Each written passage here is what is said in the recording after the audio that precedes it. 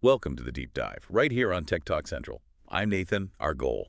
Cut through all that tech noise, get straight to what you actually need to know. And I'm Sarah. Great to be here, ready to really dig into these phones. Absolutely. Mm. Because today, we're zeroing in on something specific, just for you. Picture this. You're maybe in a store, maybe browsing online, and you see two Motorola phones, the Moto G 2025 and the Moto G Stylus 5G 2024. Both look good, both seem like great value. But how do you actually choose between them? That's the tricky part. Exactly. So this deep dive, it's your shortcut. We're aiming to get you genuinely well-informed, maybe uncover a few surprising things, and give you some practical points to make that decision easier.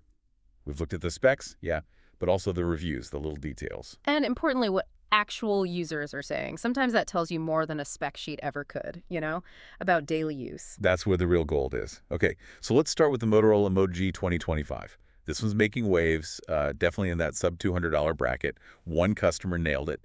Bang for buck and reliable. And the price really reflects that. New, it starts around $199.99. You can even find used ones a bit cheaper, like $191-ish. Very accessible. Okay, so bang for buck.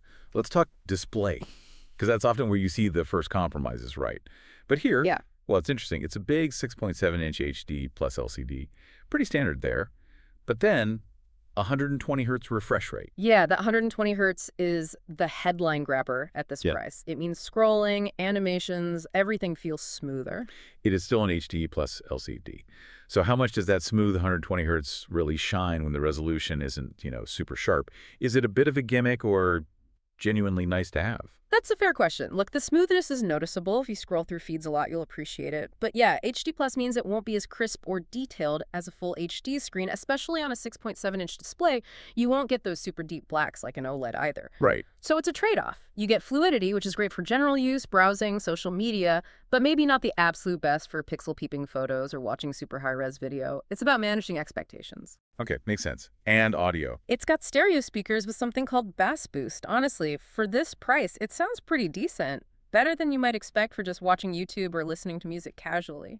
Right. What about the camera? The specs say 50 MP quad pixel. Yeah, and the pod pixel part is key here. It's not just about having 50 megapixels.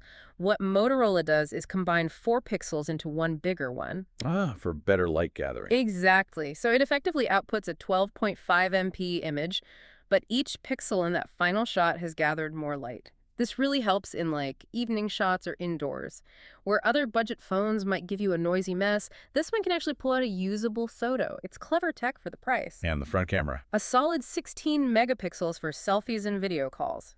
Does the job. Okay, moving inside. What's powering this thing? It's running a MediaTek Dimensity 6300 chipset. It gives you 5G, which is great performance-wise.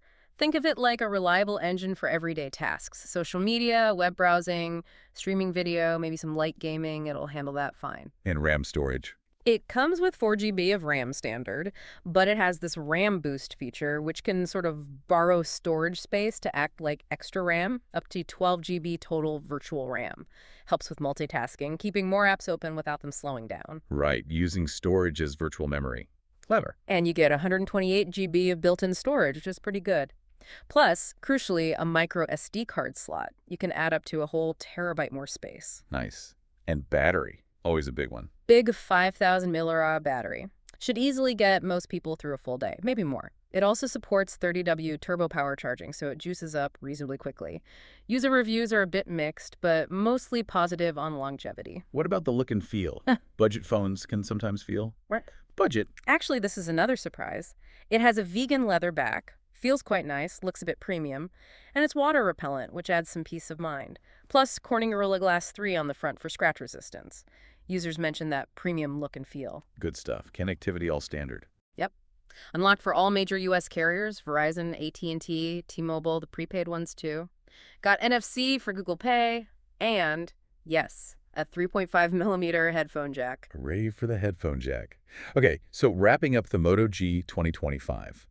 Sounds like a really solid choice if your priority is getting the essentials done well, with a few nice extras like the 120Hz screen and decent camera, all without spending much. Like those reviews said, a good basic device. Exactly. It nails the fundamentals for that $200 price point. All right, let's shift over to its sibling, the Moto G Stylus 5G 2024. The name gives away the big difference here, right? The stylus. Oh, yeah. This is the main event for this phone. And it's not just any stylus checked in the box. It's built right in. Always there. Always ready. So why is that integrated stylus such a big deal compared to just buying a third-party one? Integration is everything. Because it lives in the phone, the software is designed around it. You pull it out, and specific apps or shortcuts pop up. It's super responsive for jotting quick notes, editing photos precisely, sketching. Even just navigating feels different, more accurate. Customers call it a game changer, specifically for notes. Okay, I can see that. Price-wise, though, it's a step up. It is. Starts around $299.99 usually, though often on sale from a higher list price. Used maybe closer to $265, so roughly a $100 difference compared to the standard Moto G. So what else does that extra $100 get you besides the stylus? Let's start with the display again. Big upgrade here. It's also 6.7 inches and 120 hertz, but instead of LCD, it's a POLED panel. And it's full HD plus resolution, 2160 by 1080. Okay, unpack POLED versus LCD for us quickly. Right. LCDs have a backlight shining through pixels. POLED, like OLED, means each pixel lights itself up. So when a pixel is off, it's truly black, infinite contrast. Colors are way more vibrant, punchier, just looks richer, more immersive. Big difference for photos, videos, anything visual. Users rave about the bright and vibrant colors. Definitely sounds like a worthwhile upgrade for media lovers. Dolby Atmos sound, too. Yep. Dolby Atmos support for more immersive audio, so screen and sound are a clear step up. What about the cameras? Still 50 MP? Still 50 MP, yes, but with two key improvements. First, it's what they call an ultra-pixel sensor, likely similar light-gathering benefits as the quad pixel, but the huge difference is optical image stabilization, OIS. Ah, physical stabilization, that's big. Massive. Especially for low-light photos, it allows the shutter to stay open longer without blur from shaky hands, capturing more light and detail. And for video, it makes footage much, much smoother, less jerky movement. This is a feature you usually find on more expensive phones. So better photos, especially in tricky lighting, and better video. What about the front camera? Also upgraded. 32 megapixels on the stylus versus 16 MP on the standard G. So sharper selfies, better detail for video calls. Okay, performance. Does the stylus get a boost there too? It does. It uses a Qualcomm Snapdragon 6 Gen 1 processor, generally considered a step up from the MediaTek Dimensity 6300 in the other phone. One review even noted it felt faster. It should handle multitasking and more demanding apps or games a bit more comfortably. More RAM and storage too. Yep. Double, actually. 8 GBs of RAM standard, plus that RAM boost feature again, and 256 GBs of built-in storage. Again, expandable via micro SD, but this time up to a whopping 2 TB. Wow, 2 TB potential. Okay, battery life. Still 5,000 mAh. Still 5,000 mAh, still 30W turbo power charging. Motorola claims over a day, and some users report getting close to 2 days with lighter use, so battery life should still be excellent. Design similar. Vegan leather. Yes, similar premium feel with the vegan leather back, also water repellent. Connectivity is the same too, unlocked, major carriers, NFC, and that all-important headphone jack. So the Stylus 5G 2024. It really packs in quite a bit more for that extra cash. Users seem to love it, calling it great value fast, even best phone ever owned. It definitely targets a user who wants more screen quality, better camera, more power, more storage, and of course that unique stylus functionality. Okay, let's bring it all together. For you, the listener, trying to decide, how do we break this down simply? All right, Moto G 2025, around $200. Your go-to if budget is tight, but you still want a reliable 5G phone with a smooth screen, decent camera for everyday snaps, and great battery. It's nailing the basics really well. Solid foundation. Right.